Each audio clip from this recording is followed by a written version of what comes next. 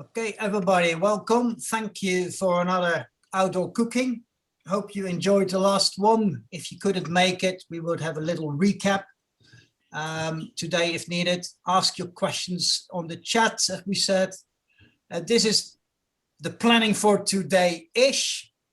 I would ask you if you have a question so far you want us to address today, please let us know. In the meantime, the next meeting I organize is next Tuesday, and it's about well-being, welfare, safeguarding, and we have Alan Page from British Canoeing joining us to explain to coaches and leaders and guides what that means for them, the new system. And there are a couple of things in the planning. I will do 2 forms in the chat box you can fill in.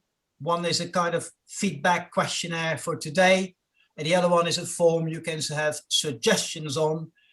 Like today, somebody said, what about outdoor cooking? And she's in the spotlight in any minute, so it's her fault we're doing this one.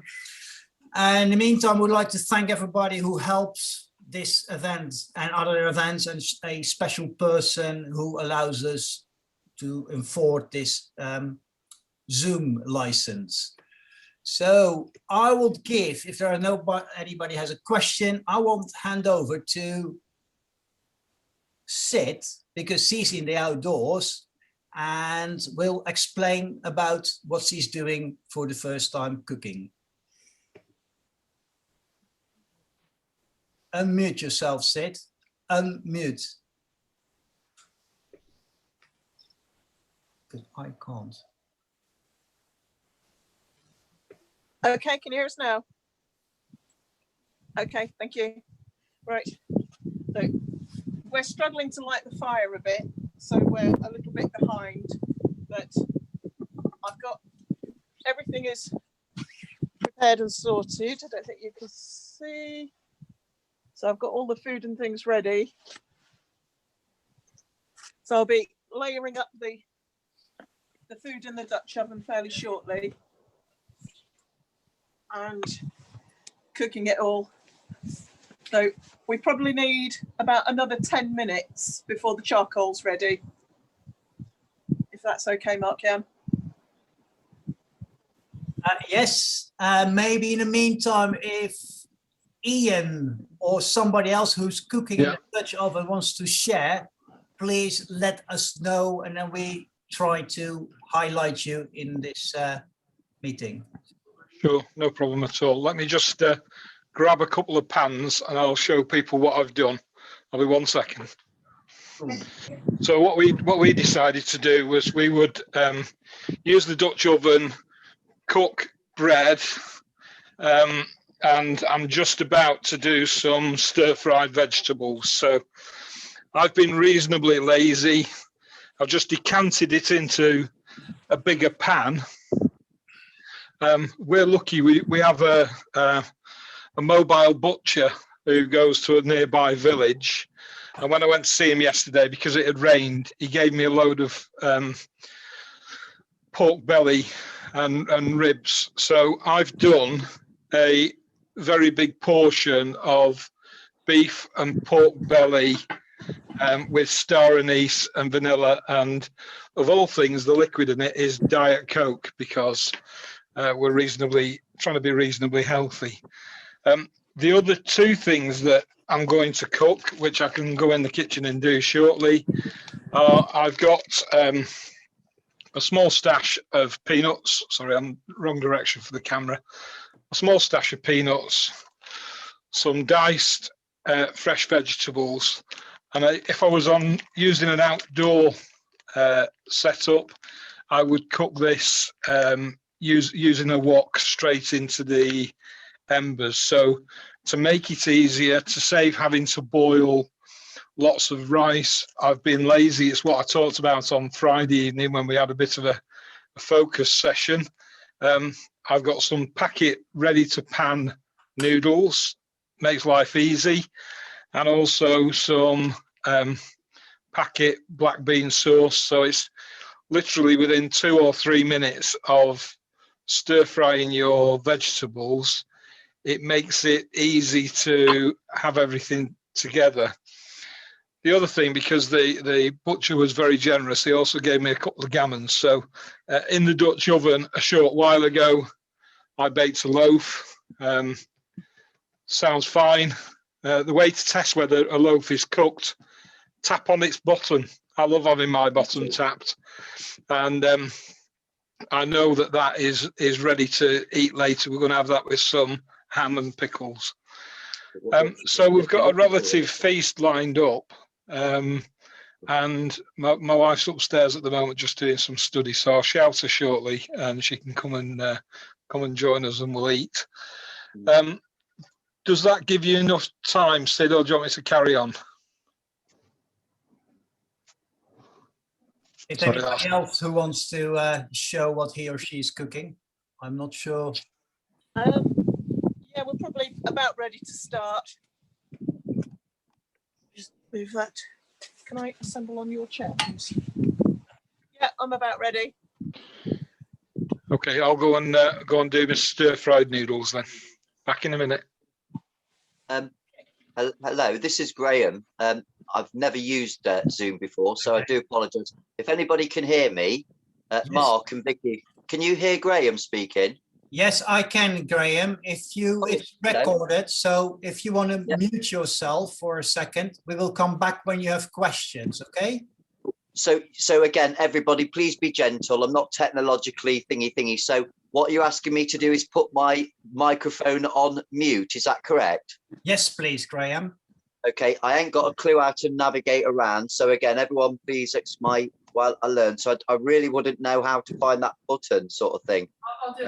We will do it for you, Graham. Go on then, yeah, brilliant. Thanks. Okay. You're ready, Sid. You can go. Okay, so I've got my trivet here for the lid. So I'm just going to take the lid off. So I've got some potato wedges that I made earlier to save a bit of time.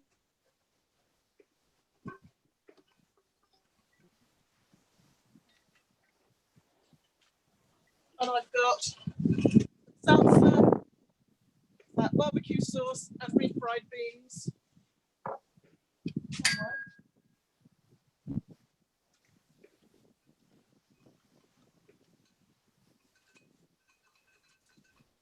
I'm just going to generously splodge this around on the inside of the Dutch oven.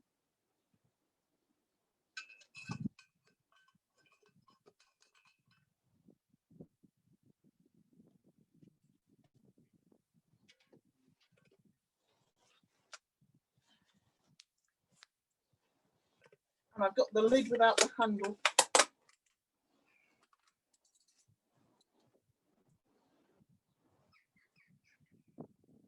I do literally just spot it around because we like food.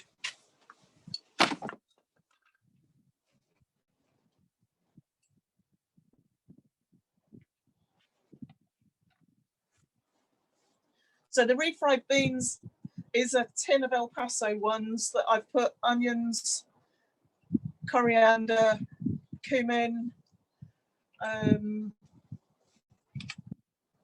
garlic, and a bit of ancho chili in. Salsa is just a homemade one.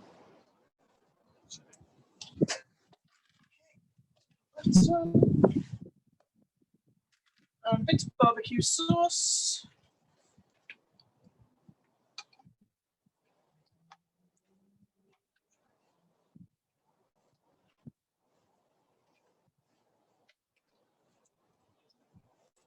Okay. And then loads of cheese to go on top.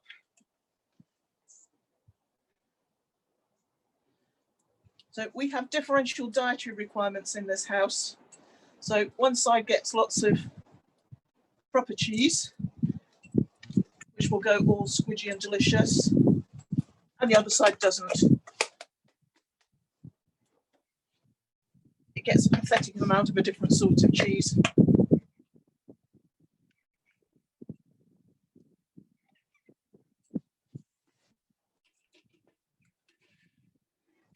We'll definitely show when it's done.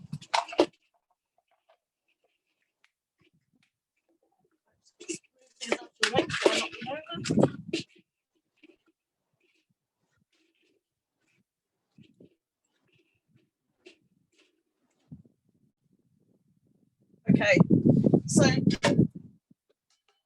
it goes on. I'll just move you.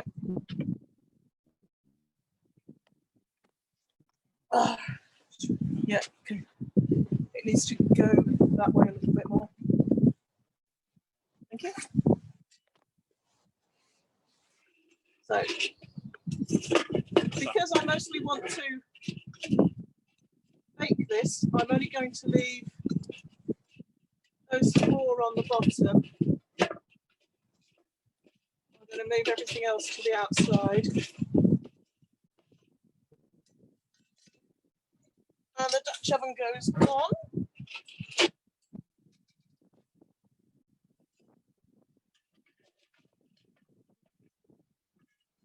Now, I know I shared that lovely slide that had pictures of cold placement.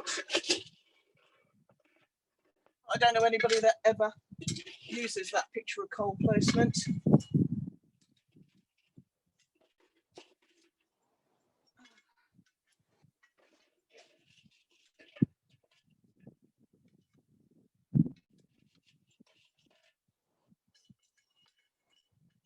Now, because I'm going to be stacking a second smaller Dutch oven on top. Oh, have I got? You're not on mute, are you? No, good. I'm going to put some in the middle and some around the edges, so I've got edge heat as well. Just to crisp that cheese up. And using simple physics, heat rises. I'm going to add my small Dutch oven. So it's got a cake liner in it. I'm going to quickly make my cake mix.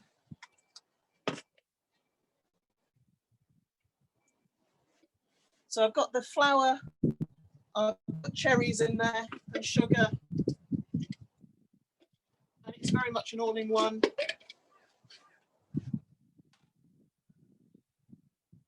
Go.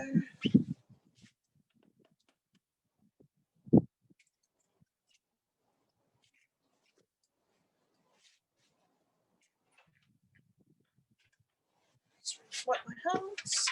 So this is milk and vegetable oil. All just goes in.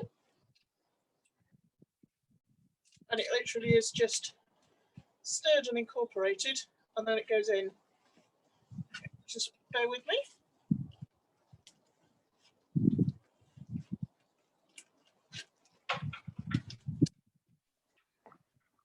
Our neighbours thought we were potty this morning when they saw us setting up.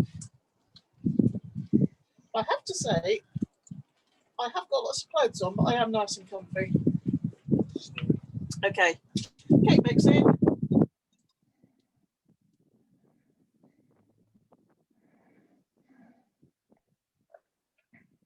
If I was doing this outside, I would more than likely be doing it in a Ziploc bag, only because the cleanup is just so much easier.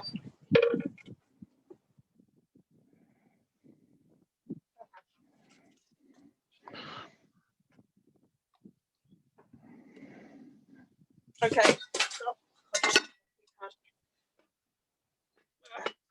So, second Dutch oven on, put the bail arm down.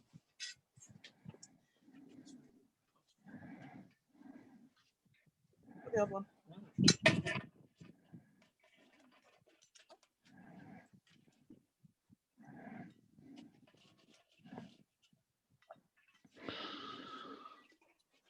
So the gloves that Paul's got on are probably welding gloves, and you can buy them Absolutely. reasonably cheaply. But they, yeah, and they come in different sizes. So if you've only got tiny hands, go for the small ones. And if you've got bigger mitts, don't get tricked into thinking the small ones will do. but they do make it easier if you end up having to move stuff about quickly.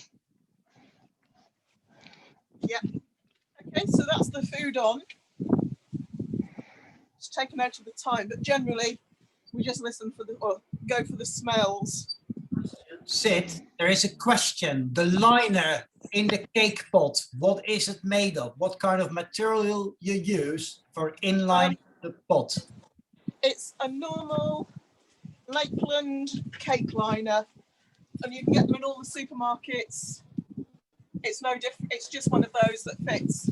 So I've got the dog's hot water bottle.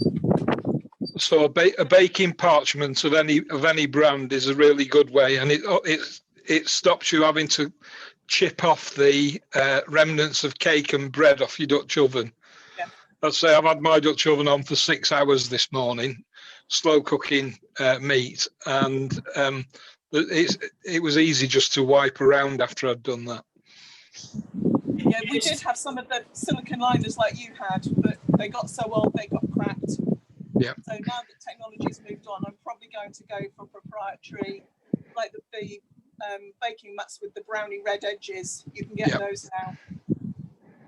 It is very important for people to understand that if you have a cast iron or aluminium iron pot, to season them properly. So you have a Teflon layer. The longer you season your pot, the best layer you got.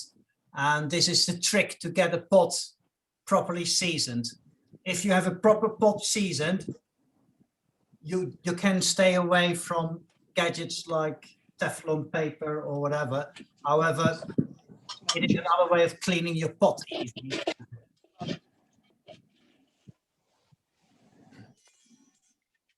Okay, so ours is now just a waiting game. Yeah. We'll shout when anything's going to happen. Paul's just moving the coals around and putting more on the lid of the big Dutch oven. So we've got more top heat. Okay, if there are some questions, not spotlighted them, strangely enough. To season a pot, what is very important is that you clean your pot first. So when you have if you buy your oven for the first time, it comes with a kind of wax shell-like layer on top of your pot. You have to wipe it off. You have to really clean it and dry it. The way I dry it in the oven or on the fire to make sure the pot is, well, absolutely, what we say, droog, but cork dry, absolutely dry. When it is hot, the pot, you put some oil or lard, and everybody has his own ingredient for it, but I use reasonable cheap vegetable oil. You wipe it all in. I let it stand for a while. I don't know why, I just do it. And then I take a piece of blue paper or kitchen towel, wipe the inside of the pan with too much oil away, rub it all over the pan, in and out, upside down in the oven, and you bake your pan for about hour and a half, about 200, 240 degrees in that range for an hour. I just leave it there and let it cool down. Some people say after a half hour, you have to open the oven and take it out so it becomes cool and the grease, the oil will be a bit harder. What I do is do that a couple of times in a row. And if I don't think the seasoning is well done enough, I just keep seasoning it again. So we use now Skittle. I done seasoning 3 weeks ago. We know there are some scratches in it, so it will go in the oven again for some re-seasonal season. After use, clean your pan, properly clean it, again dry it and put some oil in it so the oil goes in the pores of the metal, basically. Cast iron and cast aluminium, I don't know the English word, but we call porous, porous. So you have to fill those little, it's like the orange skin of an orange. It looks like that. And you have to fill it up to make a nice film over it. And that takes time. So after time, it will actually become better and better and better all the time. Just like a dessert, actually. The advantage of turning your pot upside down when you put it in the oven is you don't create hot spots. What some people do is they put the Dutch oven into a fire with oil in it and think, oh, well, I'll just cook something. But if you're not careful, you can end up with hot spots. And it, as Mark Jan says, what you don't want is to create points where it might twist or points where it will become more porous than other points. So the pan with the potato nachos in is steaming away nicely now. The steam's starting to come out of it. It's another. Yvonne asked the question. You assume seasoning. You don't use soap on it. You can use soap, but fairly sparingly. The thing not to do is put it into a dishwasher, because the dishwasher will take it back at a fair old pace. So all that hard work gets wasted, really. Louise, temperature for seasoning. What I often do is when I finish roasting a joint of meat on a Sunday, I'll then put the Dutch oven upside down in the oven at about 220, 240. It doesn't make a massive amount of difference. It's about the coating being created. People talk about this as if it's a dark art. It's not. You're just trying to protect the top surface. We're starting to smell good here.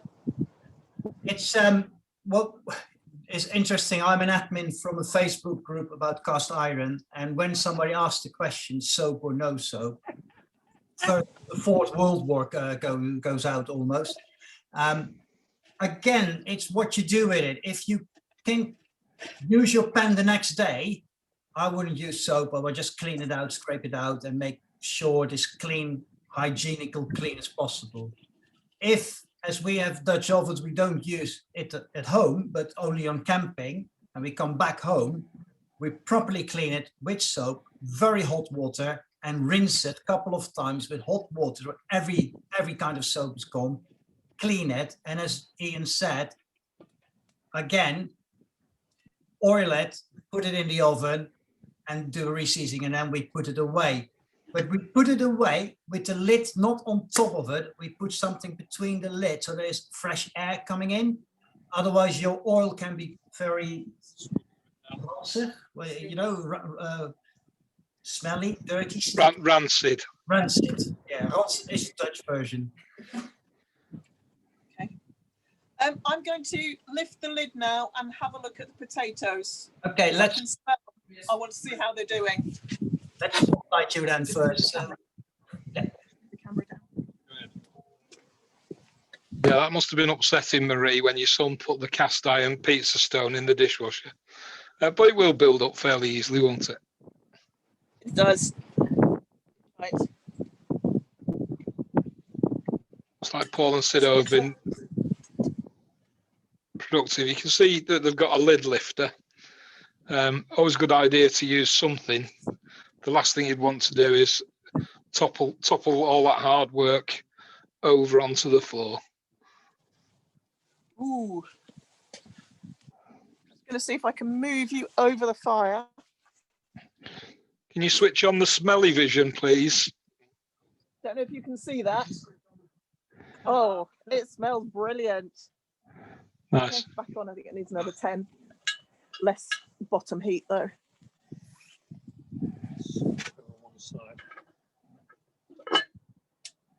So if I get Paul to lift it up, I'm just going to readjust the coals.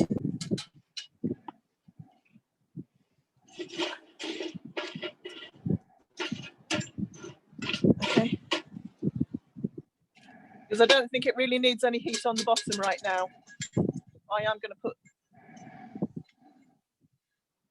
these ones, rearrange these. Of course, if you're away for 3 or 4 days or longer, all of this care for your Dutch oven, you're mindful of it, but sometimes you can't help but use it in the embers of a fire. We did talk the other day about using a trivet to lift your Dutch oven up slightly, just really to give you a very stable platform to work with. They're quite good tools available to lift your like a tripod. There are quite a lot of different shapes. So what we could do is making pictures of different shapes and put them on the Facebook group, and everybody can have a really go and look at them. There's one there that Paul's made, just has Yeah, some Paul made that a couple of days ago. I made this last night. It's a piece of 3mm welding rod. Yeah. Bent to shape. There's another very old one. That's a stainless one. That's from the other one there. That's a piece of stainless. And is that the little you've just used? No. We've got two. This is the better one because the hook on the end, when you pick something up, it doesn't jump off. And these two little things here go on the lid to stabilize it.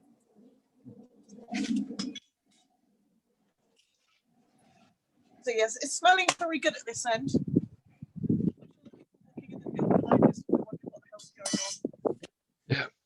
How long will it take, Sid? Because what I could do is stop the recording and then we can have a kind of social talk till the next, or we go into the next. Yeah, at least 10 minutes, about 10 minutes. 10 minutes. Okay. I will stop the recording.